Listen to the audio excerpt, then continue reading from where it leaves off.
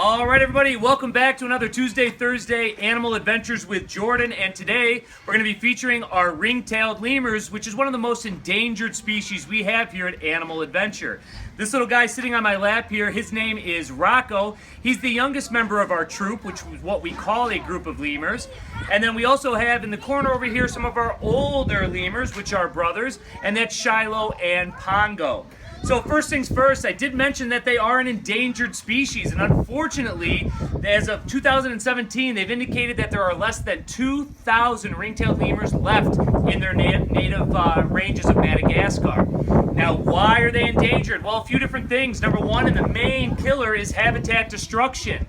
Specifically in Madagascar, timber is one of their natural resources, and they harvest that at quite an alarming rate, which is taking out the natural environment for our lemurs. In addition to that, you have bushmeat, so the natives do eat them as well. And then, of course, the exotic pet trade does hinder their wild populations when they're caught to have their babies taken away from them. Thanks, buddy. All right, so moving on from there, now lemurs are actually a primate. Not many people know they are actually just like a monkey, but not as advanced. However, they are extremely intelligent animals, and they fall under a different umbrella of the primate group.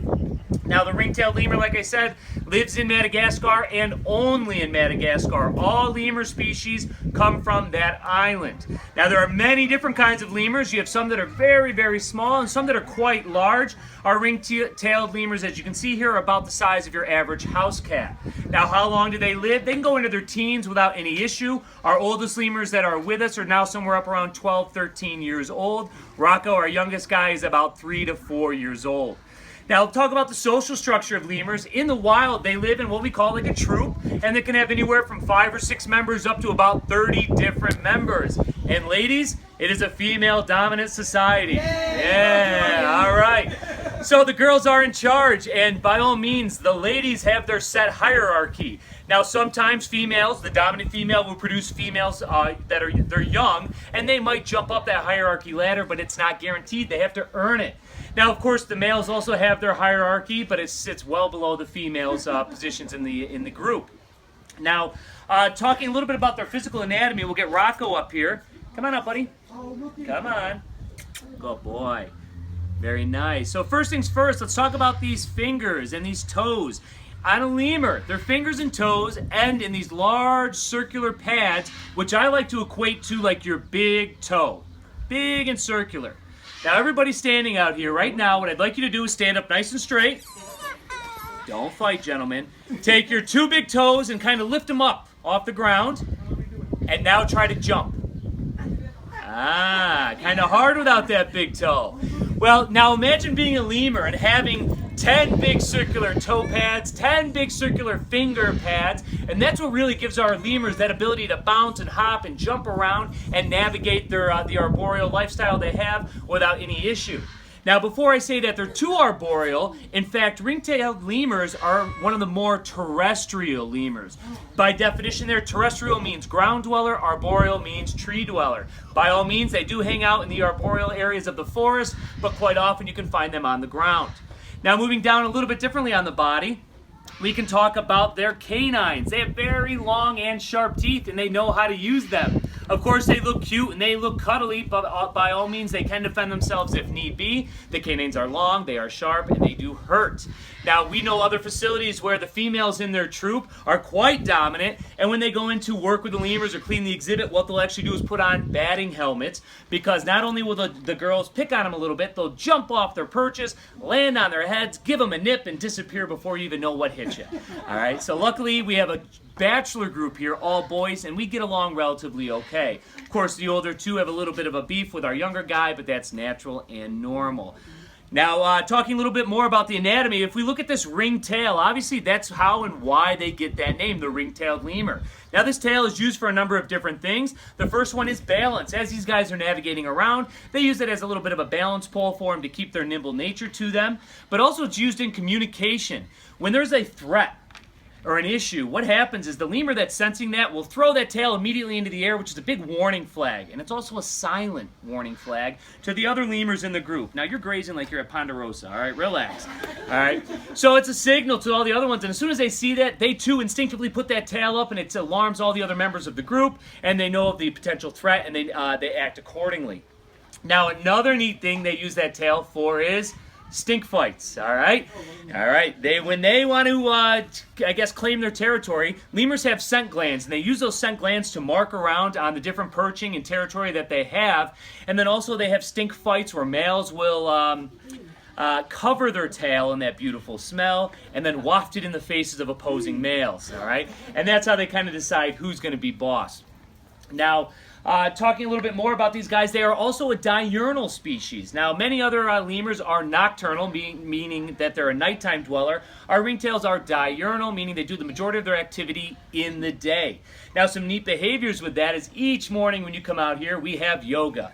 All right, the lemurs have yoga. What they actually do is they'll position their legs just like this, toe to toe, knees spread out. They'll take their hands, rest them on their knees, and they gaze into the sun. All right, and what that is a warming behavior that they engage in to soak up that morning sun and warm themselves up. Now, we talked about some of their natural environment being the treetops and the forest canopies and so forth, but they also are quite adaptable and will inhabit some of the drier, thorny scrub areas as well. So these lemurs can tolerate a lot of different environments, but again, they're all located in Madagascar. Now, talking about the breeding structure, reproductivity on these guys, in captive management programs, they're probably one of the biggest success stories. These guys breed constantly, and they have a very good success rate. So unfortunately, until we preserve those natural environments, we're not going to fix the dwindling numbers. And that's kind of what we try to communicate, whether it's giraffes or wolves or lemurs. Until we conserve and preserve the natural environments, our efforts here are just buying us time to preserve them in our programs. But until we fix the natural environment, they're not going to be able to go back home. So that's something we all collectively have to work on. Now, talking more about that reproductivity is that quite often lemur females will have a set of twins, sometimes even triplets, but generally twins are a good number, and they can sustain and maintain those babies without any issue. Once in a while, well, the city of brotherly love back here, I guess. All right. Now, of course, I was saying that they can have a single baby, but quite often you'll see twins, and again, mom does very good with them. That gestation on a ring-tailed lemur is about 135 some odd days, so you're looking at about 4 to 5 months right in there, and they produce those babies after that period of time. Now, the mating occurs only for a little bit of time, and one female might actually mate with multiple males, so whose seed actually is passed on, you don't always really know, but quite often the dominant male is the one that gets busy the most often, I guess we'll say, and tries to pass on those genes. Because again, regardless of the animal, including humans, it's an ingrained, natural, instinctive thing to continue to pass on your genetics. That's what our animals are all striving to do. And as you know here at Animal Adventure, don't drink the water because everyone's having babies. All right, be careful here today. All right, so I'm going to come over here. I'm going to offer a couple treats to some of our other guys. Now, this is our Shiloh. He was named Shiloh because when he originally arrived, he was quite shy in nature. And in fact, the story on our lemurs is they are rescues. They were brought to us by the New York State DEC, the Department of Environmental Conservation, because they were being illegally kept as pets. Now, mind you, I am all for responsible pet ownership. Don't get me wrong, but you have to play by the rules, because when you don't, it ruins it for everybody that is. So what happened was these guys were actually located here in New York State, where it is illegal to keep endangered species, including, all endangered species, but also all primates. So they were kept, and the individual that kept them, I won't say he took poor care of them. He took pretty good care of them. However, they weren't as natural as they could have been and should have been. They were kept indoors. All right. So when our lemurs were brought to us, when they were seized by the DEC and brought here, it was only about 5 days before our grand opening, just about 5 years ago. All right, 4 years ago. We're in our 5th season now. So when these guys went into their space, nice big new space, but they had to learn to be lemurs. They had to learn wind, grass, rain, thunder, lightning, and then of course people. And it took about us a week to 2 weeks to actually develop a good trusting relationship. And we went from 3 lemurs that would not interact with us at all to 3 lemurs now that are quite, as you saw, quite friendly. And also even our most nervous lemur, Shiloh, willing to accept a treat from hand. Now, our last guy I want to introduce you to, he's kind of hiding. He's kind of hiding in the corner here. Oh, we're holding hands. Isn't that nice? Thank you, Rocco. Good boy, Rocco. How long is their tail? The tail's, I think, somewhere around 24 inches in there. Yeah, 18 to 24. Neatly enough on that tail, while you're asking, they average, I think it's 12 to 13 or 13 to 14 rings per tail, and every tail ends with a black tip. Yeah. So the last guy I'm going to introduce you to is my buddy Pongo. And I will tell you, when they first arrived, Pongo was the one that I got to know the best and became the one that trusted me the most. Danielle, if you want to sneak over. Hi, Pongo. Now, Pongo is the oldest of our brothers, all right? Now, I maybe misspoke on ages. Rocco's about 3 to 4. Shiloh is in that 12, 13, maybe 14. And Pongo's up there. He's the older brother of that group that came. He's somewhere around like 15, 16. Now, if you remember, I told you the longevity, the lifespan on these guys is into the teens, late teens. So our boy Pongo here is slowing down quite a bit. He's not nearly as nimble as he used to be. Very good. Very good. Now, his vision, we also think, is starting to fail him a little bit. You notice that he relied on his scent there. He smelt what I was giving him to see what it was, and then he accepted it. Anytime you have animals in captive management programs, quite often they live longer than they would in the wild, so we start to encounter some of those geriatric issues. So as time goes on, we make sure we have lower perching, lower feed sources, lower water sources. Very good. To make his life much easier for him while he's with us, and to keep him comfortable throughout life. So I came in late, so what do you... So we are feeding right now a mix of treats. Now, naturally, every day their diet consists of many different fruit items and, of course, a very large protein biscuit made specifically for lemurs.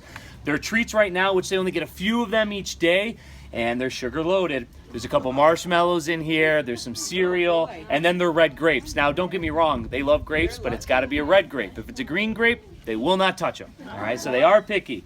So these guys, they get a few little treats each day, but of course, we want to stay away from any fake sugars that are out there.